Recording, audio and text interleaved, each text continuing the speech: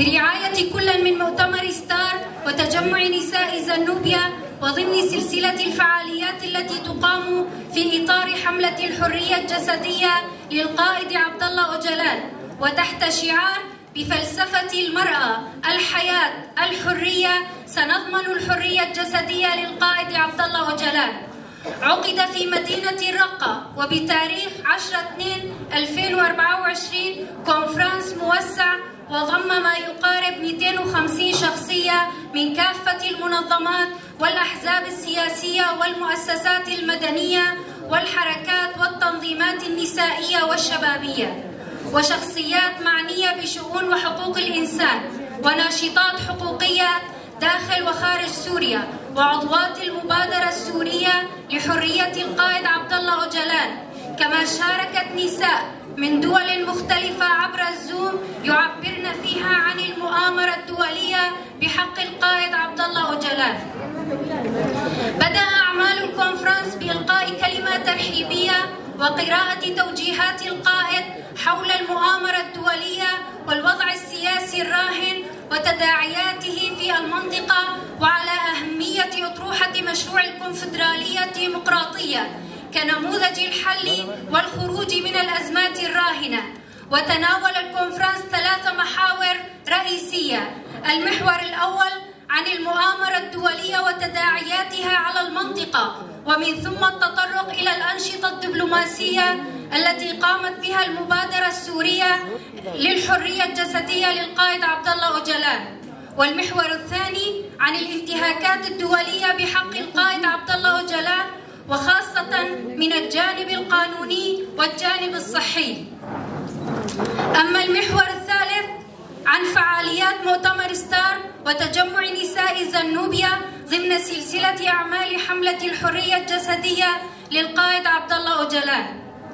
وركزت النقاشات والآراء والمقترحات حول ضرورة ترسيخ فكر وفلسفة القائد عبد الله أوجلان في إطار قضية حرية المرأة وتمكينها بالوعي والتنظيم في كافة مجالات الحياة.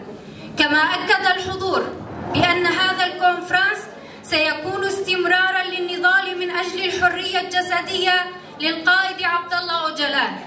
وبناء على ذلك إننا في مؤتمر ستار وتجمع نساء زنوبيا، وفي الوقت الذي نعرب فيه عن بالغ شكرنا وتقديرنا لجميع الآراء والنقاشات القيمة التي تم طرحها في هذا الكونفرنس، والتي من خلالها نؤكد على توحيد وتضافر جهودنا في العمل الدؤوب على المستوى المحلي والدولي والإقليمي من أجل تحرير القائد عبد الله أوجلان جسديا والوصول إلى بناء المجتمع الديمقراطي المتحرر جنسويا.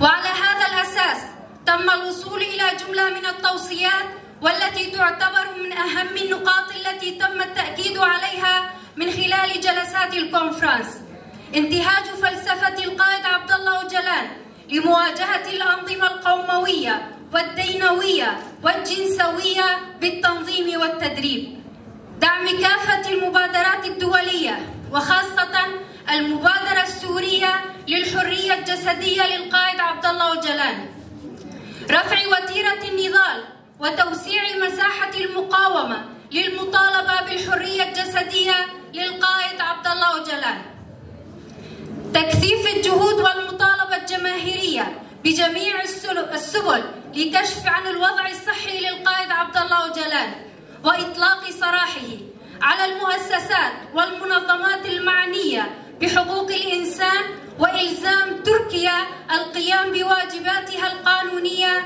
تجاه القائد كمعتقل سياسي، الضغط على المنظمات الدولية للمتابعة والقيام بدورها القانوني والحقوقي في قضية القائد عبد الله أوجلان، مطالبة اللجنة الأوروبية لمناهضة التعذيب CPT بالكشف عن نتائج زيارتها إلى إمرالي في أيلول عام 2022، السماح لذوي القائد ومحاميه باللقاء به وكسر العزلة المفروضة عليه، العمل على نشر فكر القائد عبد الله أوجلان المبني على أساس أخوة الشعوب والتعايش المشترك. التأكيد على التحاور والتواصل مع مختلف الحركات النسوية في منطقة الشرق الأوسط، وتقوية الجبهة النسوية ودعم اللجنة لمبادرة النسوية الشرق أوسطية لحرية جسدية للقائد عبد الله أوجلان. إطلاق حملة هاشتاج في يوم المؤامرة الدولية عن القائد عبد الله أوجلان بتاريخ 15/2/2024. العمل على تعميق وترسيخ نظام على أساس مبدأ لا حياة بدون القائد، والسعي لبناء مجتمع أخلاقيا سياسيا إيكولوجيا حر. العمل على نشر وترجمة الأفلام واللقاءات والفيديوهات والمحاضرات الخاصة بالقائد عبد الله أوجلان.